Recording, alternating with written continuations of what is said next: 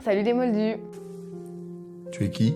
Alors je me présente, moi je suis Pauline, je suis monteuse à sans filtre et je suis fan de Harry Potter comme vous pouvez le voir. Ces dernières semaines j'ai refait un marathon Harry Potter, comme tous les ans à cette période, et j'ai pas pu m'empêcher de remarquer qu'il y avait de nombreux liens entre les Harry Potter et la Bible. Alors oui je sais, Harry Potter c'est une saga assez controversée dans le monde chrétien, notamment à cause de l'omniprésence de la magie, de certaines formes de magie noire, du lien avec le monde des morts, tout ça. Pourtant la série elle est pas si anti-biblique qu'on pourrait croire, au contraire. Et dans cette vidéo du coup j'aimerais vous détailler 3 points qui m'ont particulièrement marqué. Et si vous en voulez plus, n'hésitez pas à le dire dans les commentaires et je ferai une partie 2.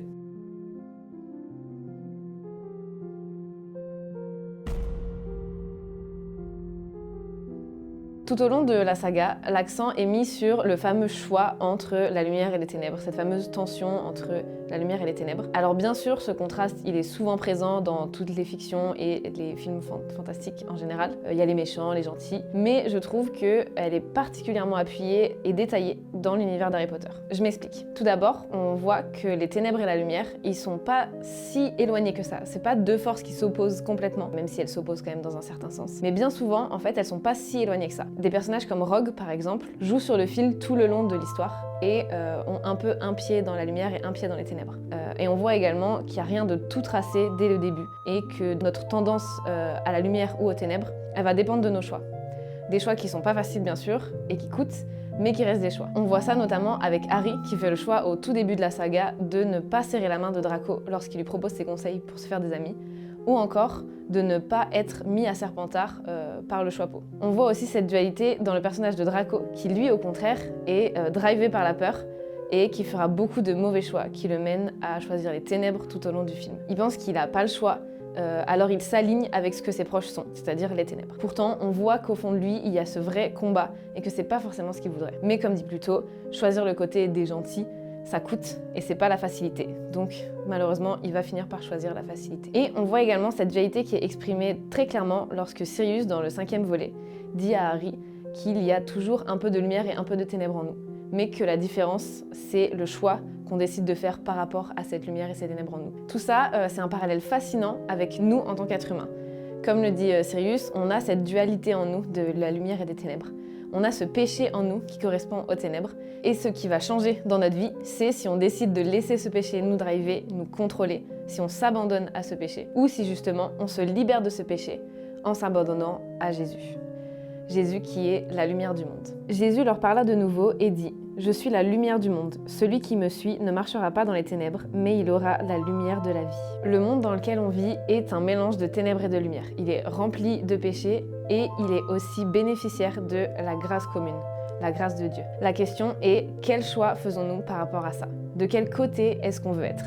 Sachant que quel que soit le choix qu'on fait, il aura des conséquences sur nos vies. C'est ce choix entre la lumière et les ténèbres qui déterminera le reste de notre vie.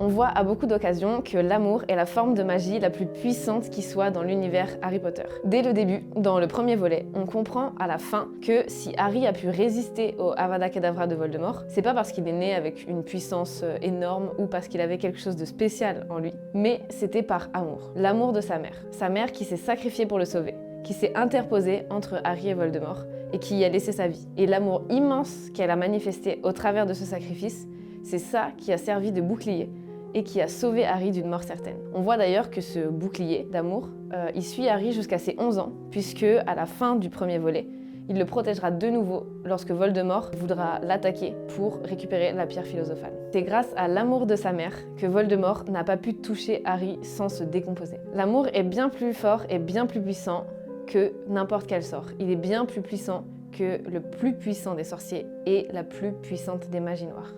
Et c'est d'ailleurs pas la seule fois où Harry sera sauvé par l'amour d'une mère. Tout au long de la saga, on est témoin notamment de l'amour que lui porte Molly Weasley, donc la mère des Weasley, comme s'il était son propre fils, ce qui l'a sauvé de bien des ennuis tout au long des 7 livres. Et dans le 7e volet, on voit que Narcissa Malfoy, donc la mère de Draco, c'est celle qui va vérifier si Harry est bien mort lorsque Voldemort l'aura tué après la bataille de Poudlard. Mais Harry n'est pas mort, puisqu'à ce moment-là, il est maître de la mort, car il possède les 3 reliques de la mort. La cape d'invisibilité, la pierre de résurrection, qui était dans le vif d'or légué par Dumbledore, et la baguette de Suro, puisque celle-ci, elle répond uniquement à celui qui désarme son maître.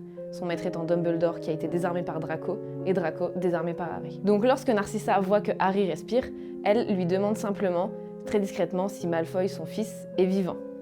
Harry lui répond également discrètement que oui, et par amour pour son fils, elle va défier Voldemort en lui disant droit dans les yeux qu'Harry est bien mort. L'amour est donc une puissance immense dans la saga, qui surpasse la magie noire ainsi que la mort. Le parallèle avec les valeurs bibliques est ici assez simple, vous vous en doutez. L'amour plus fort que tout. Il y a un chapitre dans la Bible, dans la lettre aux Corinthiens, qui parle de l'amour et qui dit « Quand je parlerai les langues des hommes et des anges, si je n'ai pas l'amour, je suis un airain qui résonne ou une cymbale qui retentit.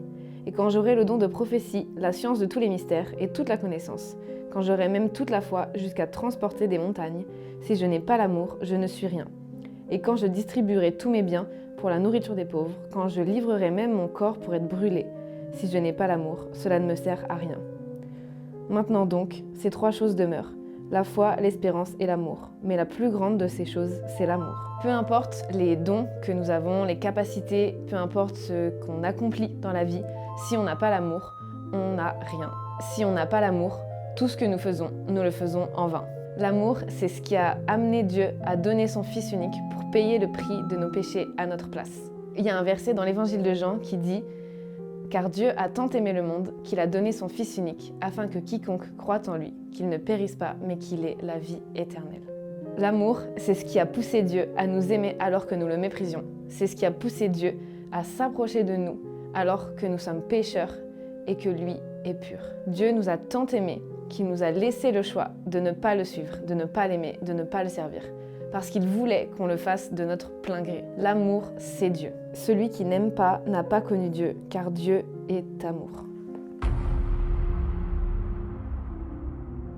Enfin, un des éléments qui pour moi est le plus criant et le plus fou, c'est le sacrifice d'Harry. Comme vous le savez, à la fin du dernier volet, Harry comprend qu'il est le dernier Horcrux créé par Voldemort malgré lui. Et donc, il comprend aussi qu'il doit mourir pour que Voldemort puisse à son tour mourir. Il décide de se rendre dans la forêt interdite donc pour que Voldemort le tue. Il va se sacrifier pour vaincre les ténèbres. Il va payer lui seul pour que tous puissent être sauvés. L'histoire s'arrête pas là. Harry ne reste pas mort, il ressuscite. Ça vous fait penser à quelqu'un, j'imagine, mais encore une fois, je continue. Harry s'est sacrifié pour que tous soient sauvés. Il s'est fait maître de la mort en possédant les 3 reliques de la mort et il est ressuscité d'entre les morts. Puis, il a vaincu les ténèbres pour que tous ceux qui le suivent soient sauvés, soient libres, libres de l'oppression des mange-morts, libres de Voldemort et de la magie noire en général. Ça vous fait penser à une autre personne, j'imagine. C'est bien Jésus. Jésus s'est sacrifié volontairement, il a donné sa vie à la croix pour que nous soyons tous sauvés du prix de nos péchés. Il est mort pour nous. Bien plus, il a vaincu la mort, il est ressuscité. Il y a un verset dans l'Épître aux Romains, au chapitre 8, qui dit « Qui les condamnera ? Christ est mort, bien plus, il est ressuscité, il est à la droite de Dieu et il intercède pour nous. » Et par son sacrifice, par sa mort et sa résurrection, le péché n'a plus aucun pouvoir sur nos vies, si nous acceptons de le suivre. Je pense que niveau parallèle, on ne peut pas faire mieux. Et attention, je ne suis pas du tout en train de dire que Harry Potter égale Jésus-Christ, mais plutôt qu'il y a beaucoup de similitudes qui sont à remarquer. Et je pense que c'est pas un hasard, mais plutôt quelque chose de volontaire de la part de l'auteur, pour nous faire réfléchir. J'espère que cette vidéo vous a plu. Pour moi, c'est toujours un bonheur de replonger dans cet univers. Si vous avez des questions par rapport à Jésus, à son sacrifice, ou à tout ce que je viens de dire dans cette vidéo, n'hésitez pas à remplir le formulaire en barre d'infos. Et si vous voulez une partie 2, dans laquelle j'aborderai peut-être des personnages qui représentent la Trinité, ou encore la Maison Serpentard, dites-le dans les commentaires. À plus les moldus!